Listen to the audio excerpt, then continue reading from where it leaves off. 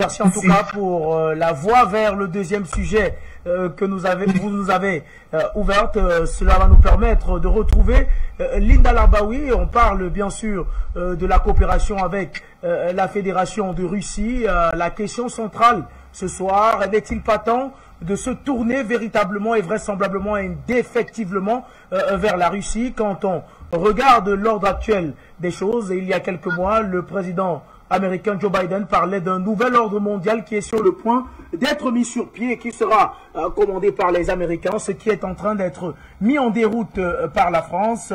Amina Fofana, pas par la France, par la Russie, autant pour moi, par la Fédération de Russie. Amina Fofana faisait l'état d'un certain nombre d'organisations qui continuent de maintenir les peuples africains et les peuples du monde dans la domination. Est-ce que le temps n'est pas venu pour les peuples africains en général et pour le Mali en particulier de passer à l'étape supérieure? Passer à l'étape supérieure, oui, passer vers des alliés qui sont sains et qui ils ont pas fait du mal au continent africain. Maintenant, un nouveau monde qui s'est dessiné, bien sûr. J'ai appris aujourd'hui que les États-Unis sont endettés à l'ordre de 30 trillions de dollars, c'est-à-dire 30 000 milliards de dollars. Vous vous rendez compte, ils dépassent les 120% de leur PIB. Et ben là, ça me rappelle les Anglais, comment ils ont perdu leur hégémonie mondiale et leur puissance. C'est quand ils avaient dépassé justement ça, les 120% de leur PIB, et ils étaient endettés à l'ordre de 120% de leur PIB. Donc le nouveau monde se dessine, oui, mais avec la chute des Américains et la chute aussi de leurs alliés, parce que c'est une évidence. Les États-Unis ne pourront pas tenir tête, ils pourront plus s'engager dans une guerre. On les a vus partir de l'Afghanistan. C'est pas parce qu'ils voulaient partir, non, c'est parce qu'ils ne pouvaient plus. Depuis 1991, ils ont régné seuls et ils se sont mis à faire la guerre partout. Là où il y avait des intérêts, ils sont partis en guerre. C'est ce qu'ils appellent le va-t-en-guerre et ils ont raison de l'appeler comme ça. Et pendant ce temps-là, les Chinois ont travaillé, les Russes ont travaillé aussi, les Russes sont revenus. Ils sont revenus de très loin grâce à quelques pays amis qui les ont soutenus, mais ils les ont soutenus parce que ces pays-là aussi avaient besoin que la force des Russes revienne. Faut pas oublier que la Russie c'est un pays nucléaire, donc une force nucléaire qui fait face aux Américains, il en fallait. Et la Russie a été soutenue par Bachar el-Assad, c'est pour ça qu'il a payé les frais, parce que son histoire, c'était l'histoire du tuyau de gaz au Qatari qui devait passer par là, et puis finalement, lui, il avait opté pour l'Iran, parce que l'Iran, c'est plus des alliés aux Russes, et il avait averti Poutine que justement les Européens étaient en train de jouer et les Américains aussi pour lui enlever le pain de la bouche. C'est ça l'histoire. Et je vais revenir à ce que Monsieur Jonathan a dit tout à l'heure. Avec l'Italie, c'est un projet qui date de 2011. Ce tuyau existe depuis 2011.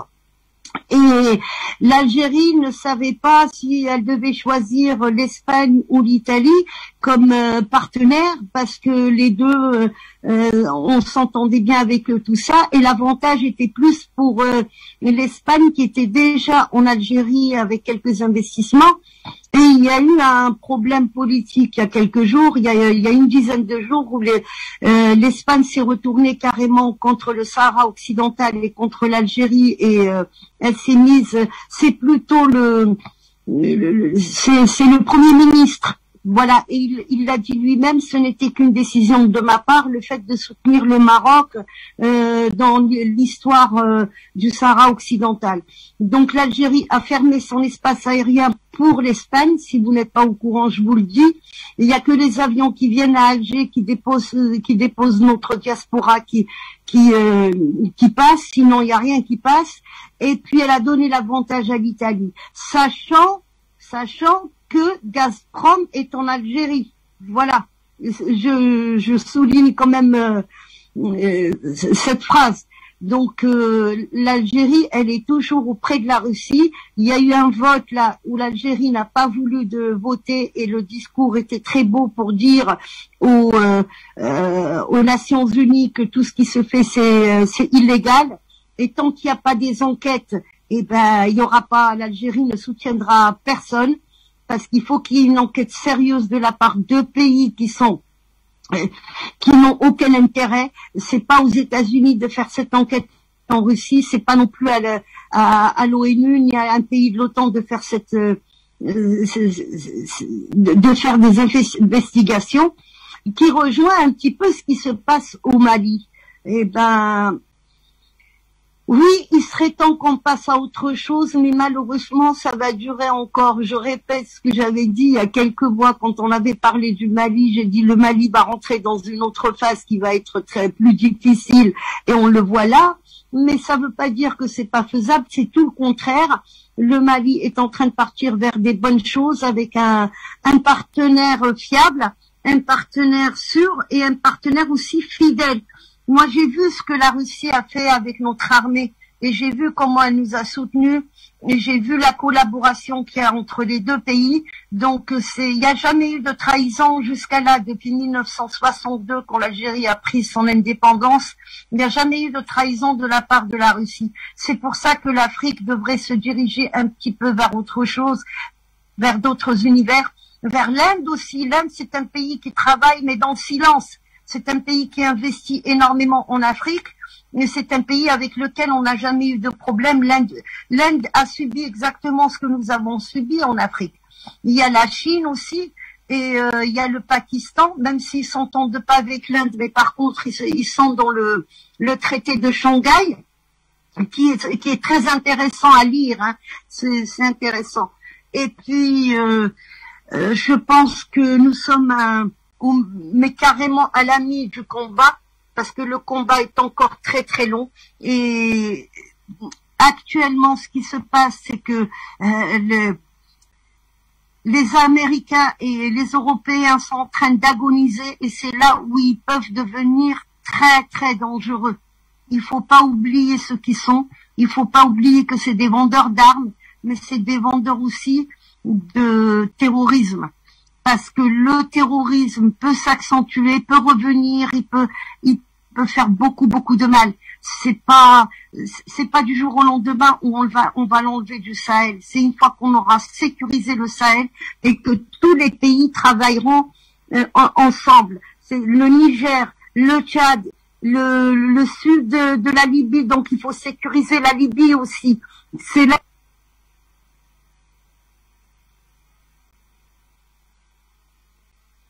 Maître Janvier Momo, on vous retrouve pour continuer le débat, mais cette fois-ci pour parler du deuxième sujet qui nous intéresse ce soir, après l'échec cuisant de la France véritablement à sécuriser le Mali et le Sahel, alors que la France était arrivée, comme l'ancien président, en tout cas François Hollande le disait au Mali, en sauveur des années après, pratiquement 10 ans après. On constate un échec cuisant. Est-ce que l'opportunité ou bien la possibilité de se tourner vers d'autres partenariats n'est pas finalement la solution pour permettre au Mali de se développer et de sortir de cette situation compliquée? La France n'a jamais été un État sauveur d'autres États. Ça, il faut le retirer. Ce sont des grands pécheurs en eau trop. Mais attendez. C'était en tout cas les propos de François Hollande. Mais oui, la France ne peut pas, un pays avec un sous-sol si pauvre, ne peut pas aller là où il y a la richesse et dire qu'il veut sauver les gens. Au contraire, c'est à l'analyse de ce que nous voyons sur la présence et les actes posés en Afrique par la France. Mais M. Junior Wafo, c'est la désolation totale. C'est-à-dire, il sème le chaos dans des États pour bénéficier de l'instabilité et happer les richesses. Ça, la France n'a jamais loupé à ce niveau. Et vous comprenez, avec ce que vous appelez échec au Sahel, mais la France n'a jamais tenté une opération visant à obtenir une victoire au Sahel. Elle a sémé, elle a alimenté toutes les Katibas au niveau du Sahel, elle a sémé l'insécurité, et une insécurité directe et indirecte. Directe parce que elle traite avec, cette France traite avec des terroristes, avec des djihadistes, mais aussi et surtout, elle traite avec une partie des éléments de son territoire. Mais, monsieur Wafo, mais souvenez-vous que toujours dans le Sahel, il y a des Français qui ont été kidnappés. Mais vous connaissez le scandale de l'argent de la libération des otages, entre guillemets. En réalité, ce ne sont pas des otages. C'est-à-dire, pour alimenter l'insécurité, on vous fait savoir que ce ne sont pas seulement vos populations qui sont en train de souffrir. Même les nôtres qui sont venus à votre secours sont en train de souffrir, alors que c'est une entourloupe. C'est une entourloupe. Vous avez suivi des scandales qui sont partis de l'Élysée jusqu'en Afrique, en passant par le Quai d'Orsay, des personnalités qui ont été impliquées dans le rap de l'argent sorti du trésor public français pour, entre guillemets, libérer les otages au niveau du Sahel. La France n'a jamais entrepris quelque opération que ce soit au niveau du Sahel et même partout en Afrique dans le sens de ramener la liberté, dans le sens de ramener la sécurité dans vos États. D'ailleurs, mais papa m'a dit, c'est-à-dire Jean-Christophe Mitterrand, il a défini ce que c'est que l'Afrique. Mais l'Afrique, c'est le marigot de papa. Mais ils viennent puiser les richesses, pas seulement de l'eau, ils viennent puiser les richesses qui servent à maintenir la France à un rang considérable sur le plan mondial des pays riches, des pays de grande considération. Mais lorsque vous lorgnez, lorsque vous scannez leur sous-sol avec leurs richesses, vous constatez que c'est un pays très riche, mais parce que il appauvrit et maintient certains États dans la pauvreté et dans l'instabilité pour rester un État riche. Donc, échec de la France au Sahel, n'est-il pas temps de se tourner vers la Russie? Moi je dis, je continue à le dire, et il n'est jamais trop tard, mais si vous me demandez une position tout à fait logique, je vais vous dire que c'est trop tard pour les Africains. Pourquoi?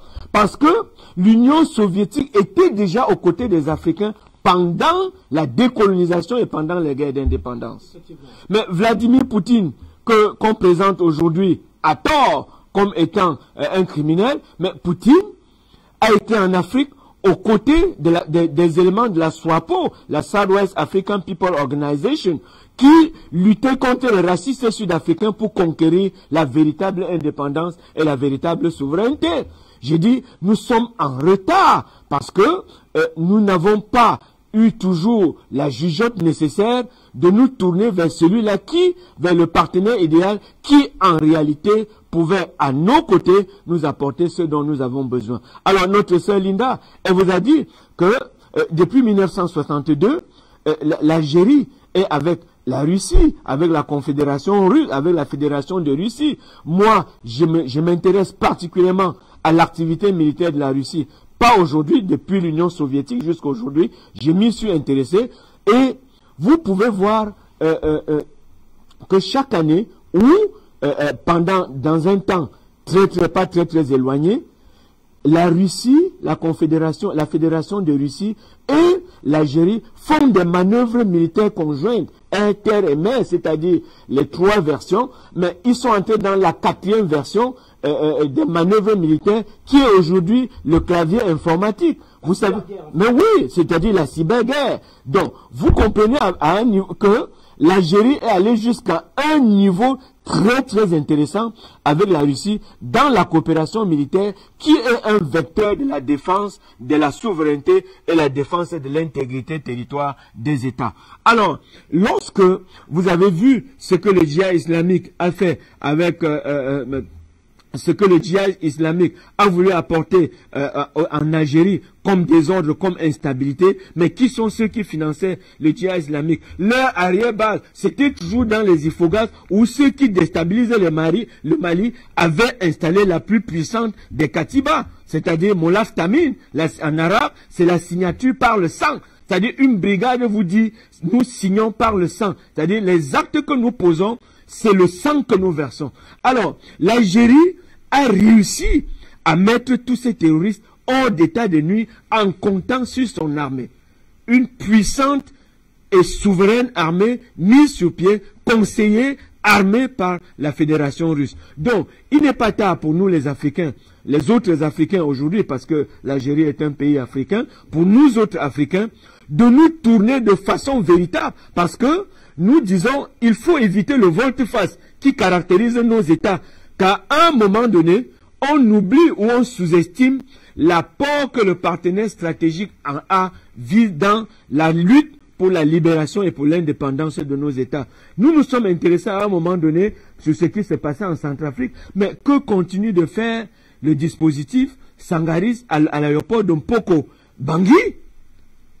Mais ça, au moment où la Russie s'est engagée à mettre les rebelles centrafricains hors d'état de nuit, mais vous avez vu que l'espace aérien centrafricain était non seulement l'apanage des forces armées françaises, mais aussi ceux des forces armées russes. Nous disons à ce niveau, il y a une confusion au niveau de la confiance qu'on fait aux partenaires qui arrivent. Alors les Sukhoi russes qui ont été apportés en République centrafricaine pour mettre les rebelles hors d'état de nuit avaient pour base Khartoum au Soudan. Pourquoi? Parce que l'aéroport de Mpoko est occupé par l'occupant, par l'impérialisme, par les forces armées françaises. Donc nous demandons aux États africains non seulement de se tourner vers ce partenaire russe qui est sécurisant, mais aussi et surtout de lui accorder la confiance, toute la confiance nécessaire. Regardez en Algérie, mais l'Algérie n'hésite pas à interdire le survol de son espace territorial de toutes les personnes que le pays estime être dangereux pour la sécurité de l'État. Et c'est de cette manière qu'on affirme, M. Junior Wafo, la sécurité. Il est temps pour les États africains de continuer de se tourner de façon véritable vers ce partenaire qui aujourd'hui non seulement organise de façon véritable et efficiente une armée, une force de défense capable de défendre l'intégrité, je reviens toujours, de défendre l'intégrité du territoire et la souveraineté de l'État, mais aussi et surtout de se préparer à des échéances futures. Les échéances futures, c'est quoi? C'est qu'il peut y avoir d'escalade dans des opérations de sauvegarde d'un État. Nous parlons de la zone des 3 frontières, mais je vous dis, le Mali sera obligé d'installer dans ces zones une de ses plus puissantes bases, parce que le danger viendra de cette zone de 3 frontières où des voisins collabos sont en train de continuer à jouer avec la sécurité des États. Mais ce qu'ils ne savent pas, c'est que Madame Fofana l'a dit tout à l'heure, il y a une montée en puissance de l'armée, non, pas seulement de l'armée malienne, une montée en puissance sur le plan moral, du panafricanisme sur le plan moral. Aujourd'hui, les Africains qui croupissent dans la pauvreté savent qui sont ceux qui, dans le laboratoire, préparent cette pauvreté pour eux. Ce sont ceux qui viennent puiser la richesse avec la complicité des chefs d'État. C'est pour cela que je dis, il y aura un nettoyage dans la zone des 3 frontières. Madame Fofana, que ces chefs d'État qui, aujourd'hui, se préparent à apporter l'instabilité au niveau du Mali, savent qu'ils auront un adversaire de taille. Cet adversaire ne dort pas, ça sera leur propre population. Et nous, qui parlons, nous savons de quoi nous sommes en train de parler. Parce qu'en réalité, Bazoum ne peut pas continuer à donner droit de cité à ceux-là même qui ont installé l'instabilité, non seulement au Mali, mais dans tout le Sahel, et qui exploitent dans l'obscurité totale un matériel qui apporte la lumière dans le monde entier. Je parle de l'uranium nigérien, qui aujourd'hui permet à la France d'être non seulement un grand détenteur de cette puissance, de ce minerai puissant, mais un grand vendeur. Vous vous souvenez de Macron qui est allé en Chine dans une extrapolation, dire aux Chinois, je peux vous vendre mon uranium.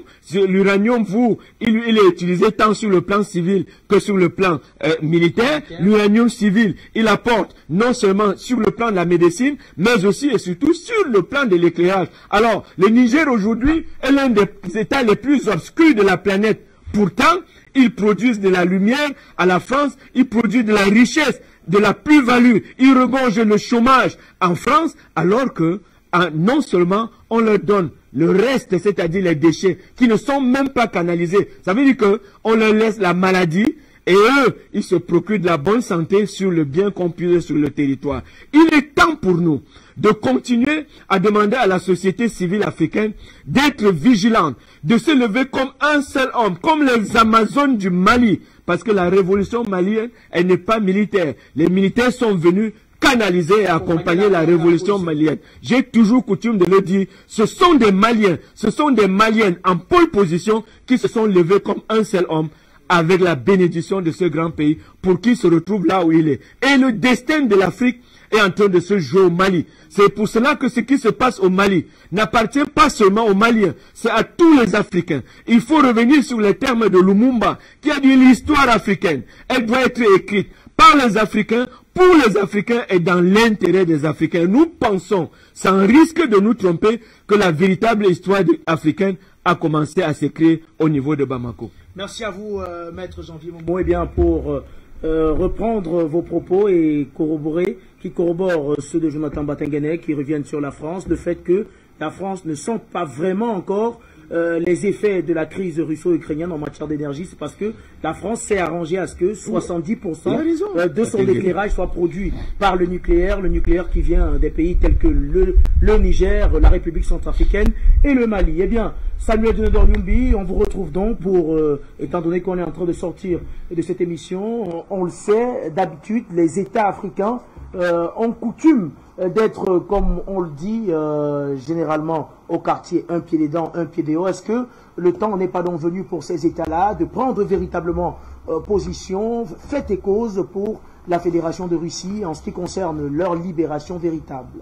Monsieur Junior Wafo, quand vous dites un pied dedans, un pied dehors, je pense que nous pensons qu'aujourd'hui, ces chefs d'État ont démontré déjà qu'ils ont déjà deux pieds dehors, parce que les résolutions auprès de l'ONU sur la condamnation par rapport à la Russie sur l'Ukraine, nous avons vu l'abstention des chefs d'État, chose rare, chose qui n'a jamais été faite. Mais il y a les pays africains qui ont voté pour. Vous savez, il y a toujours des brebis galeuses partout. Et aujourd'hui, ces brebis galeuses, nous les connaissons. Et pour pouvoir venir, pour ne pas perdre le fil des idées, c'est que les chefs d'État aujourd'hui ont compris qu'ils doivent suivre le chemin du changement. Car cette lutte que nous sommes aujourd'hui, cet esclavagisme que nous sommes dedans depuis plus de 3 siècles, 5 siècles aujourd'hui, et cette indépendance par procuration que nous avions eue et qui continue toujours à appauvrir nos populations et où eux-mêmes ils sont prisonniers, voici le moment, l'opportunité est arrivée que grâce à ce grand pays, puissant, pays nucléaire, un chef d'État qui a bien les connaissances géopolitiques et stratégiques, un homme militaire aguerri, préparé, connaissant la science politique, qui est M. Vladimir Poutine, qui vient aujourd'hui démontrer aux Africains que moi je suis en Europe, moi l'homme qui a gagné la deuxième guerre mondiale, moi qui a pris les dents de la panthère, donc les crânes de M. Hitler, aujourd'hui se retrouve à Moscou. Donc moi qui est l'homme là, moi qui ai libéré l'Europe, je suis encore en Europe. C'est pour me protéger et quelque part, vous aussi profitez de l'occasion pour pouvoir vous en sortir, car ce que je fais aujourd'hui, sans avoir colonisé un pays africain, mais je suis venu déjà en Afrique, pour quelque peu de temps que je suis arrivé, voir vos souffrances, que la Centrafrique, après 60 ans d'indépendance sur procuration, n'a jamais pu avoir une semaine de stabilité de vie, d'avoir espoir en une semaine. Le Mali, même chose. Prenons rien que le cas de la Centrafrique. M. Poutine a éveillé, a donné espoir à toute la jeunesse panafricaine, africaine, de démontrer, voici cette France qui était en Centrafrique, qui était là tout simplement pour piller, qui était là tout simplement pour assassiner, coup d'État sur coup d'État. Mais la Russie arrive au bout de 6 mois. J'interpelle encore ici tous les Africains qui m'écoutent, qui nous regardent, nous qui parlons 24 heures, chaque jour 7 sur 7 ici. Depuis 60 ans, chère jeunesse africaine, vous qui êtes scotchés actuellement sur Facebook, dans vos maisons, sur plateau de télévision, Quelle aide après 60 ans? Dites-le vous, posez-vous la question. Quel pays la France, dans son précaré, quel pays où la France a mis pied, où la France a développé ce pays, où ce pays a eu un intérêt palpable de se dire, oui, la France nous a aidés, oui, la France nous a fait ceci. Qu'est-ce que la France a fait? Je vous regarde, regardez-nous sur Afrique Média, je vous pose la question.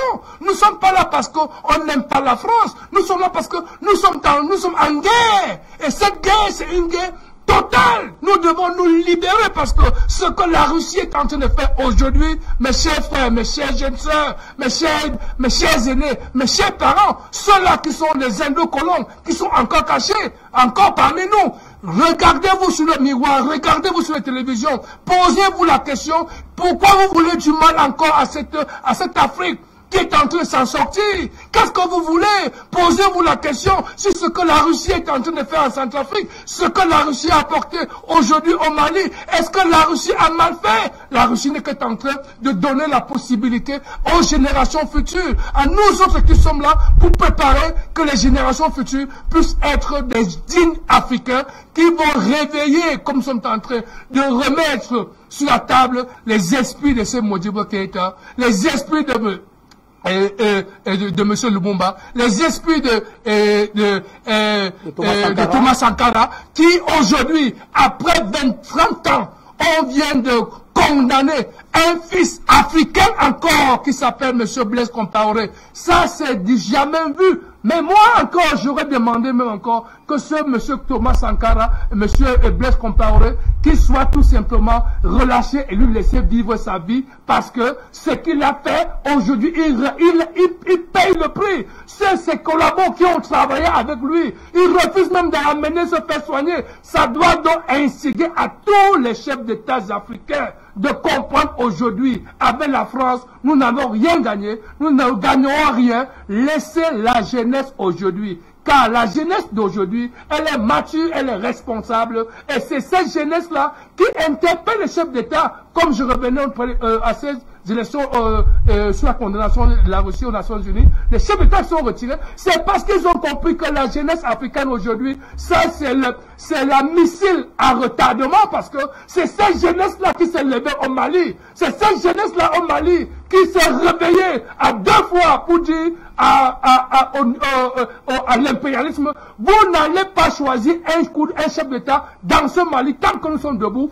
Et l'armée est arrivée, et par 2 fois l'armée a écouté le peuple. Ce résultat qui est là, ça c'est la résistance de la dynamique de la jeunesse africaine aujourd'hui. Donc nous ne pouvons pas dire qu'aujourd'hui il est peut-être trop tard de s'aventurer avec la Russie. C'est le moment propice. Dieu l'a voulu et nous sommes fiers parce que dans le passé, il y a une décennie, beaucoup de gens ne comprenaient pas ce qu'on faisait sur Afrique Média. Mais aujourd'hui, après une décennie, tous ces jeunes aujourd'hui se réveillent par notre détermination aussi dans notre vision, dans nos analyses, de dire que de la vérité et de faire que de la politique pour la vérité, la politique constructive, avec des femmes qui sont là pour nous accompagner. Donc aujourd'hui là, le moment est arrivé, à chaque jeune, je vous le parle encore, je ne manquerai toujours pas de le dire.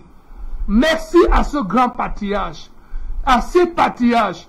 J'ai nommé ici le président de la Guinée équatoriale, M. Obiangema, et ici le grand patriarche, son excellence, M. Paul Biya. Ces patriarches-là qui ont compris que l'âme du 21e siècle, l'âme de la libération, l'âme de la nucléaire la plus dangereuse, c'était la communication, et ils ont accepté, privilégié, mettre sur pied, contre vents et marées, accepter la chaîne Afrique Média en Afrique, en particulier qui émet aujourd'hui, que nous sommes assis là aujourd'hui, et que nous sommes la terreur de toutes les armes nucléaires, de toutes les armes dissuasives qui peuvent exister dans le monde. C'est ici là que nous sommes en train d'abattre toutes ces armes-là, et c'est ces mêmes colonisateurs, ces mêmes Européens qui nous ont toujours occidentaux, qui nous ont toujours démontré que la démocratie, c'était la base de la liberté d'expression, la base de la liberté d'opinion, qui sont en train de nous montrer à Mondovision, avec un pays puissant, un pays nucléaire comme la Russie, en train de le bloquer partout. On ne peut plus, on ne peut pas écouter les démarches de la Russie, les vérités de la Russie, on ne doit que les écouter. Donc ce qui veut dire, aujourd'hui, la Russie est en train de prouver, c'est un grand pays, vu que ce qu'elle fait aujourd'hui en Afrique, et ce qu'elle est en train de faire aujourd'hui en Europe, l'Afrique ne peut s'estimer que heureux, et les femmes africaines, nous devons tout simplement le savoir, que la Russie qui est là, M. Poutine est là jusqu'en 2036. Eh bien, nous avons la chance de le savoir que aujourd'hui, l'éveil de conscience de la jeunesse remet à la place de la plus brave des manières le sens de responsabilité sur la maturité de la jeunesse. Et nous sommes fiers de se dire, si la France a perdu l'Afrique, le Sahel, on a vu en flagrant délit après 9 ans qu'elle n'a rien fait. Donc aujourd'hui, cet échec vient que consolider la résistance de nos analyses. Et comme ils ont souvent dit, l'histoire est la connaissance basée sur les écrits, mais nous disons l'histoire est la connaissance du vécu. Donc ce vécu que nous avons, que nous sommes en train de voir, nous comprenons tout simplement que l'Europe en général, elle n'a plus sa place en Afrique. La France en particulier, elle n'a plus sa place. Et nous demandons tout simplement, nous devons faire sortir cette France par ses bases militaires et accepter volontairement à tous les chefs d'État. Nous le demandons. Merci. Nous le demandons encore. Chers chefs d'État, des patriarches ont démontré déjà qu'ils sont des panafricains, qu'ils ont déjà joué je dirais, ils ont mis la balle au centre déjà. Nous sommes en train de la jouer. Vous autres maintenant, qui n'avez encore rien fait, qui avez déjà compris quelque chose des choses, nous prenons un exemple palpable. C'est au Niger que le président du Niger, il libère un terroriste qui va se faire abattre au Mali. Donc vous comprenez qu'il y a anguille sur roche. Donc aujourd'hui, nous appelons tous les chefs d'État tout simplement de leur dire, la jeunesse elle est debout. La jeunesse n'a pas besoin de vous renverser. Mais si vous ne voulez pas obtempérer sur la détermination de la jeunesse, nous allons vous renverser tous parce que l'heure est au panafricanisme et l'heure est la libération totale de l'Afrique face au soutien que la Russie nous apporte pour que demain l'Afrique soit ce pays avec lequel on doit compter et que les populations, les peuples, les générations futures puissent être fiers de leur continent.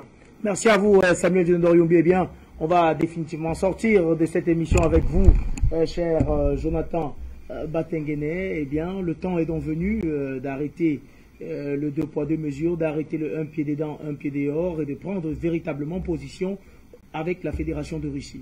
Vous savez, on a fait un appel en semaine, hein, on a fait un appel au président Assimi Goïta, Excellence, créer une légion internationale. C'est la mode aujourd'hui. Créer une légion internationale. L'exemple donné par l'Occident nous apprend beaucoup de choses.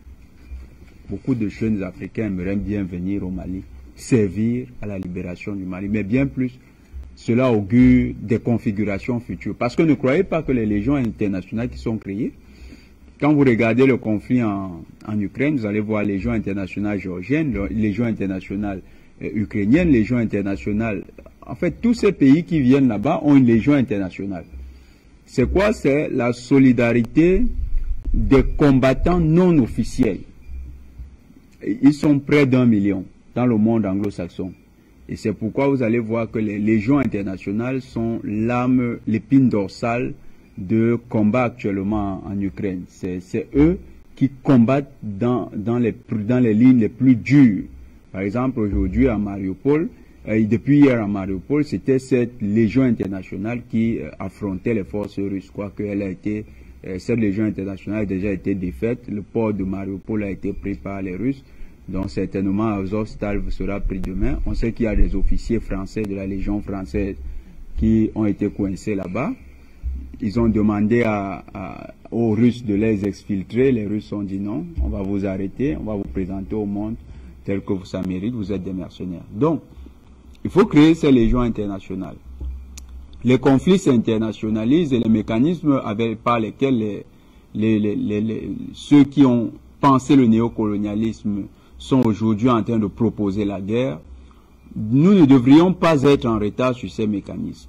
Il faut que les États africains construisent des légions internationales, des légions qui vont accueillir des jeunes qui ont la capacité de se battre, qui vont être formés à prêter au combat. Il faut que nos armées s'équipent de matériel militaire. Nous devons acheter davantage de matériel militaire. Matériel militaire venant bien sûr de pays comme la Russie, parce qu'on voit que l'autre matériel n'est généralement pas aussi efficace que le leur. Effectivement. Il faut acheter du matériel militaire venant de Russie, de Chine. Il faut acheter ces matériels-là et équiper nos armées. Parce que la situation actuelle, ce que Madame Amina disait est foncièrement vrai. La situation actuelle interpelle notre maturité, mais interpelle aussi notre capacité à anticiper. Nous sommes en train d'entrer dans un cycle de guerre. Un cycle de guerre qui ne va pas s'arrêter en Ukraine. C'est un cycle de guerre qui va se répéter. Les théâtres d'opération ont commencé en Europe. Ils vont se poursuivre certainement en Asie. Ils vont redescendre en Afrique. Pourquoi en Afrique? Parce que l'Afrique, c'est le cœur de la bataille même pour la souveraineté énergétique, surtout du point de vue de l'Occident. L'Occident n'a pas les ressources pour sa politique. Quand je parle de l'Occident, j'exclus ici les États-Unis. Les États-Unis ont bien les ressources pour assurer leur autonomie énergétique à partir simplement du continent américain. Par contre, l'Europe n'a pas ces moyens. Or, l'Europe est le vassal le plus utile des États-Unis. Et en tant que tel, les États-Unis assurent une certaine politique de protection de l'Europe et d'accompagnement de l'Europe dans sa prédation internationale. C'est au nom de ça que les États-Unis accompagnent les pays comme la France en Afrique. Donc, ces pays, devenant gourmands en matière de ressources énergétiques, vont développer une forte dépendance vis-à-vis de l'Afrique et vont davantage nourrir des ambitions de prédation sur le continent africain. Dès que les enjeux sur le continent européen seront résolus et que la Russie aura redessiné la carte du monde, que la Chine aura imposé, parce que maîtresse du marché, du commerce international, aura imposé les nouvelles règles dans les échanges internationaux, il ne va rester qu'une chose à l'Europe, arracher aux pays qui n'ont pas la force, les moyens, les ressources naturelles dont elle a besoin pour développer son industrie. Voilà les enjeux de demain. C'est pourquoi il faut des armées fortes en Afrique. Il faudra aussi des Africains qui sont déterminés. Ce qu'a dit le président Dionodo Yubi tout à l'heure, ce n'est pas une blague. Pour ceux qui nous écoutent, l'Afrique est entrée véritablement en guerre. Souvenez-vous, il y a quelques jours, Ursula von der Leyen disait quelque chose. Elle disait qu'il faut sanctionner les pays qui ont refusé de voter contre la Russie au niveau du Conseil de sécurité. Ce n'est pas anodin, c'est une déclaration de guerre à l'Afrique. L'Europe déclare la guerre à tous ceux qui ne se rangent pas de son côté. L'Afrique, l'autre jour, avant-hier, c'est 9 États africains seulement qui ont voté. Quand vous regardez la carte de ces États, c'est des États qui n'ont pas un poids politique véritable. La RDC, le Tchad pour les pays les plus importants.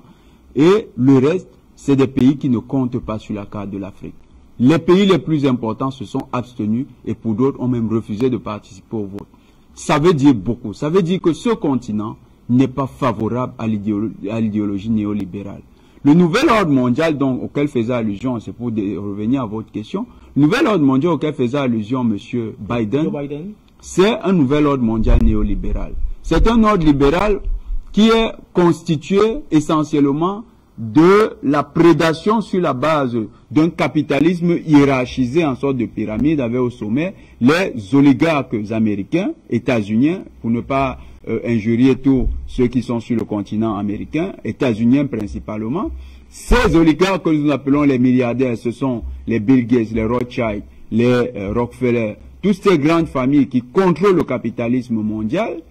Ces capitalistes veulent avoir comme vassaux leurs représentants dans l'Union européenne, c'est-à-dire les Bolloré, les Bouygues, tous ces milliardaires qui sur le continent européen font la pluie et le beau temps dans les domaines d'exploitation des matières premières dans le monde, et veulent avoir comme satellite les pays des BRICS. Mais seulement l'hégémonie a déjà été cassée. Pourquoi? Parce qu'avec le combat qui a été orchestré contre la Russie a réussi à battre ces gens à la stratégie. La Russie a 1, les matières premières, 2, l'argent, et 3, un client qui a les capacités de consommer à la hauteur de ce que la Russie produit. C'est la Chine. La Russie a trouvé également de nouveaux marchés comme l'Inde, le Pakistan et l'Afrique du Sud. Tous ces nouveaux marchés que la Russie a trouvés, c'est un nouveau monde qui est en reconstruction. La Russie a construit de nouvelles alliances qui sont fortes, des communautés comme la CEI, l'OCS, qui sont des organisations alternatives avec une certaine pertinence. L'Afrique, donc, dans ce nouveau sillage, est capable de copier le modèle russe. C'est un modèle de multilatéralisme. Avec ce modèle, tout à l'heure, notre sœur Amina Fofana a dessiné une ligne tout à fait claire de ce modèle. Le Mali pourrait se doter, mais pas seulement le Mali, beaucoup d'autres pays africains pourraient se doter de leur monnaie et décider désormais de ne commercer qu'avec ces monnaies en adossant bien sûr ces échanges sur l'or. Le Mali ayant des réserves d'eau importantes peut devenir ce pays-là qui utilise sa monnaie pour les échanges internationaux. C'est ce nouvel ordre qui a été cassé, le nouvel ordre libéral. Mais il faut noter une chose, comme je disais déjà précédemment, actuellement que le monstre est en train de tomber, comme dit souvent le président Vladimir Poutine, l'empire du mensonge. Vous savez, lorsque la bête est blessée, elle commence à se battre de toutes ses forces. Aucun pays n'est plus à l'abri d'une guerre claire, une guerre militaire sur son territoire contre un pays, contre les pays européens. Ils vont bientôt se retourner vers l'Afrique. Nous avons le temps, et ce temps est court, de nous armer suffisamment parce que leurs larbins qui sont sur le continent et une grosse partie de larbins qui sont sur leur continent, c'est-à-dire notre diaspora, il y a une grosse diaspora qui est tout à fait un peu abrutie là, qui se répète les terres occidentales. Ces gens, quand ils vont se retourner pour recoloniser le continent, ils vont être très brutaux. L'échec de l'Ukraine sera une jurisprudence à leurs yeux.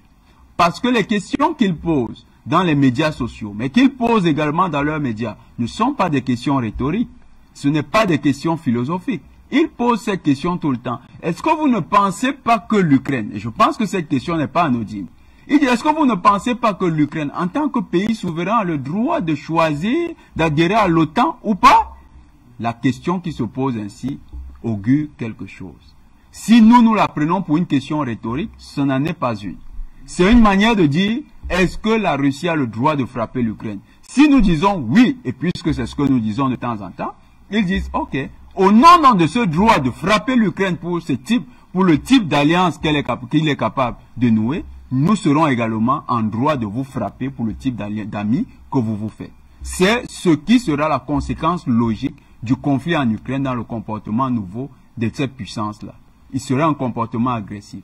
Il est temps, il faut que nos pays s'arment. La lutte contre le terrorisme, considérons-le déjà comme gagné. Mais des individus comme Bazoum, des individus comme Ouattara, soyez-en sûrs, demain ne seront plus les mêmes. Ils seront pires que l'Ukraine sur le continent africain.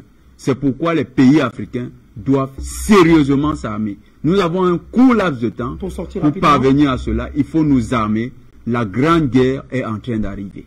Merci à vous, Jonathan Batengene. Eh bien, nous sommes arrivés au terme de cette édition du Mérite panafricain. Merci à vous, Samuel Dionedor Youmbi, Maître Janvier Momo, Linda Larbaoui, également Amina Fofana, la dame de fer de Bamako. Merci de nous avoir accompagnés pour le débat ce soir. Merci, chers téléspectateurs, de nous avoir suivis. Merci également à ma petite sœur Takoukam Sonia qui a participé au débat depuis PK12, c'est à Douala au Cameroun. Restez sur Afrique Média car nos programmes se poursuivent. Je vous retrouve pour d'autres éditions, toujours sur la télévision panafricaine. Mesdames, Messieurs, bonsoir.